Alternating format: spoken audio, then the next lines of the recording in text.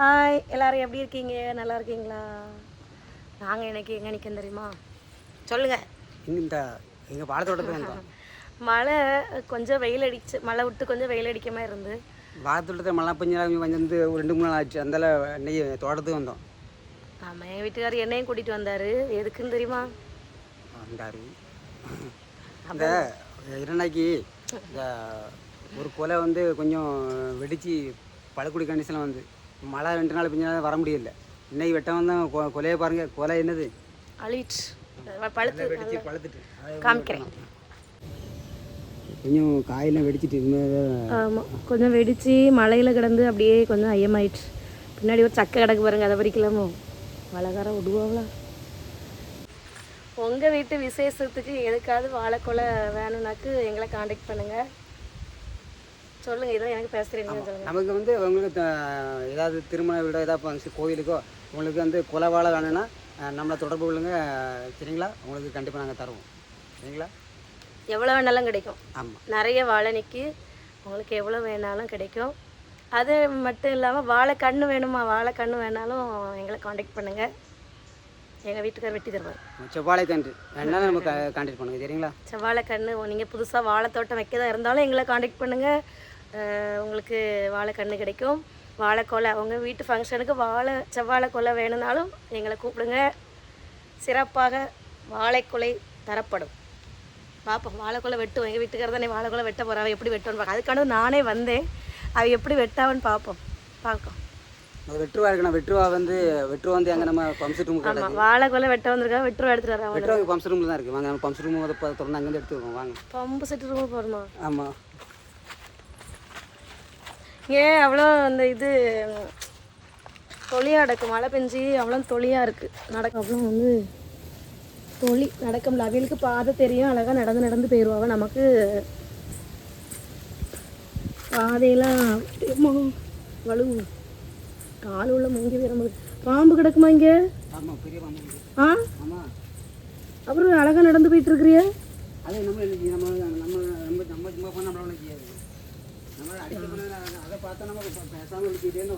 நான் வந்து ஒருக்கா பாம்பு அதில் இவ்வளோ பெரிய இந்த கை வண்ணத்துக்குள்ளெல்லாம் இப்போ இங்கே பாம்பு உண்டு. நான் பார்த்துருக்கேன். நான்லாம் ஒருக்கா பார்த்துட்டோம்னா அப்புறம் இந்த பக்கம் வர மாட்டேன். இது அப்போ ஒருக்கா பார்த்துட்டு தண்ணி பாய்க்காமல் அப்படியே போட்டுருந்தேன். நான் தான் வந்து 2வது தண்ணி பாய்ச்சேன் வாழைக்கு.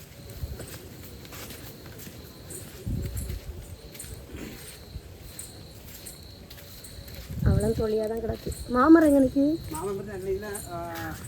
எங்கே நிற்கி? இது நிறைய விழுது. சப்போட்டா, மாங்காய், கொய்யாக்காய் எல்லாமே இருக்குது. ஆனால் சப்போட்டா, மாங்காய், கொய்யாக்காய் எதுவுமே எங்களுடையது கிடையாது. அது வலைக்கு சொந்தக்காரங்களுக்குள்ளது. வாழை மட்டும்தான் நாங்கள் போட்டிருக்கோம். அந்த வாழை மட்டும்தான் எங்களுக்கு சொந்தம். வேறு அந்த கொய்யாக்காய், சப்போட்டா, மாங்காய் எதுவுமே எங்களுக்கு சொந்தம் கிடையாது. இருந்தாலும் 1 2 பறிக்கலாம். நம்ம ஆசைக்கு பறித்து சாப்பிடலாம். அங்கே கொய்யாக்காயெல்லாம் பெருசாக கீழே விழுந்து கிடக்கு. பரவாயில்ல, அன்னைக்கு வெட்டிச்ச உப்பு மிளகாயெல்லாம் போட்டு சாப்பிட்டாவல. இப்போ என்ன கொசு தின்னதுக்காக கூட்டிகிட்டு வந்தீங்க? ரொம்ப கொசு வளர்த்தேன்னா இப்போ என்ன தின்னுறேன். இப்போ அப்போ எதுக்கு என்ன கூட்டிகிட்டு வந்திய? கிடக்கு ரொம்ப தேவைக்கு சின்ன பிள்ளைங்க சாப்பிட்டா தான் இதில் பறிச்சிக்கலாம். இல்லை 2 கடை கொண்டு பழுத்துருக்கா. பறிக்கிறதுக்கு நமக்கு அந்த கொக்கி உண்டு. கொக்கி வந்து நம்ம இந்த வாழையில் உள்ள தண்டுலாம் வெட்டக்காண்டி இந்த பூவெல்லாம் வெட்டுறக்காண்டி கொக்கி உண்டு. அந்த கொக்கி அங்கே கிடக்கு. கொக்கியை கொண்டு வந்து பறிக்கணும். தாண்டி கிடக்க மட்டும் பறிப்போம். பறிக்க போகிறீங்களா இப்போ? இல்லை, அங்கே நம்ம கொக்கியும் வெட்டணும் எடுத்து வருவோம். எல்லாம் அங்கே இருக்குங்கிறே ஒன்று எடுத்து வர முடியாது. வாழை மட்டும்தான் நான் போட்டிருக்கேன். இடம் நம்மளோட கிடையாது. நம்ம சொந்தக்கார மாமா ஒருத்தவங்களோட வாழை. நம்ம அதில் நம்ம என்ன செஞ்சுருக்கோம்னாக்கி வாழை போட்டிருக்கோம். மழை நேரம்னால என்னமோ தெரியல, ஏகப்பட்ட கொசுக்கடி. நம்மளை வந்து திருடர்கள் துரத்துனது மாதிரி கொசு வந்து துரத்துது.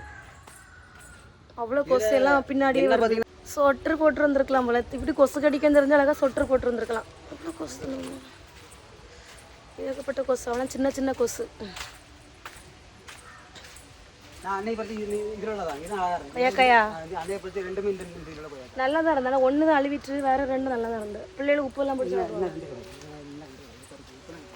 எனக்கு 8மா? 8மா? ஆமாம், அதெல்லாம் நீ தாக்குறீங்களா? பறிக்கிட்டா கொக்கி வச்சு பறித்து கீழே போட்டு அப்புறம் அடிபட்டுறக்கூடாது. இதான் கொக்கி. கொக்கின்னு தெரியாதோ?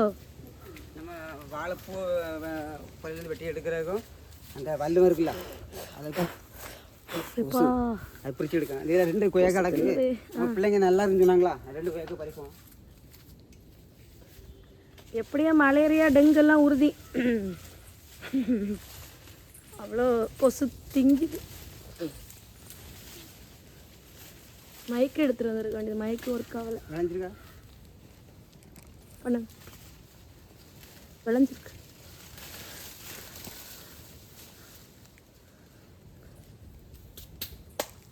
முன்னாடி பார்த்தீங்கன்னா இந்த இடம்லாம் வந்து ரொம்ப செடி பற்றி ஃபுல்லாக ஆளே வர முடியாது, அப்படி கிடந்து.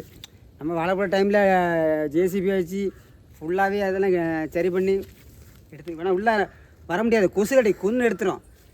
இப்போமா பரவாயில்ல, இரும்பு ஒரு 4 மணிக்கெலாம் வந்துட்டீங்கன்னா உள்ளே காலை வைக்க முடியாது, அப்படி கொன்று எடுத்துரும், கடி துவச்சி எடுத்துரும்.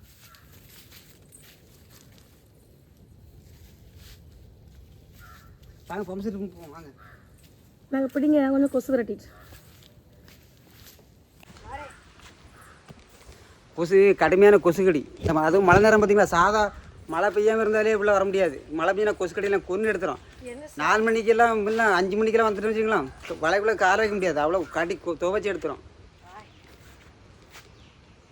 கரிச்சக்கைன்னு சொல்லுவாங்க பார்த்தீங்களா, அந்த மரமாகும் கரிச்சக்கை. டேஸ்ட்டு சூப்பராக இருக்கும். ஆனால் எல்லாமே உயரத்துலாம் கிடக்கும். நம்ம இது வரைக்கும் இது பறிச்சது கிடையாது. இனி என்ன கொசு கடிக்காது. நான் வந்து அப்படியே மூடியாச்சு இல்லை, கையெல்லாம் மூடியாச்சு. இனி கொசு கடிக்காது. இனி எப்படி கடிக்கான்னு பார்க்கலாம். ஆனால் பியாயின்னு பயந்துடக்கூடாது. பார்த்துட்டு வெள்ளை கலர் ஷால் போட்டு மூடி இருக்கிறதுனால பியாயின்னு பயந்துடக்கூடாது. நான் எங்கே கண்டேன் வெட்டுருவாங்க.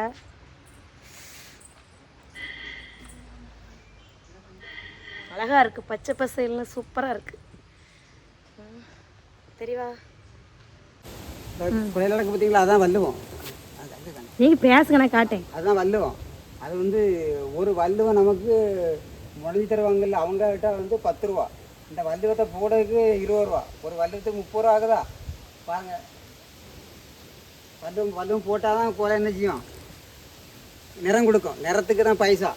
ஆனால் பாருங்க, அனாத வல்லுவெல்லாம் வந்து அதுக்கெல்லாம் வல்லுவம் போடவே இல்லை. ஏன்னாக்கி நம்மகிட்ட ஏணி சின்ன ஏணி வாழை வளர்ந்துக்கிட்டே போகுது, போட முடியல. நம்ம செவ்வாழைக்கண்ணு கண்ணை பார்த்தீங்களா, வாழைக்கண்ணு கண்ணுலாம் ரொம்ப நல்ல தரமாக இருக்கும். தேவைப்படுவர் நம்மளை தொடர்பு கொள்ளுங்க, சரிங்களா?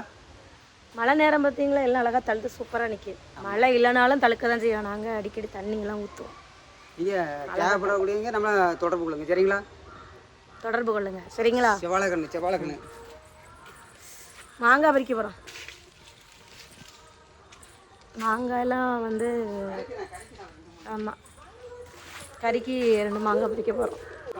இங்கே பாருங்க, மாங்காயெல்லாம் எவ்வளோ மாங்காயெல்லாம் பழுத்து கீழே கிடக்கு. அவ்வளோ வந்துட்டு நல்ல மாம்பழம் தானே. என்னமோ கீழே விழுந்ததுனால நமக்கு பறித்து திங்க மனசு இல்லை. முன்னாடி வந்து கீழே விழுந்த மாங்காயெல்லாம் பறக்கிறதுக்கே சண்டை போட்டு பறக்கி அப்படி தின்ன நாளும் உண்டு.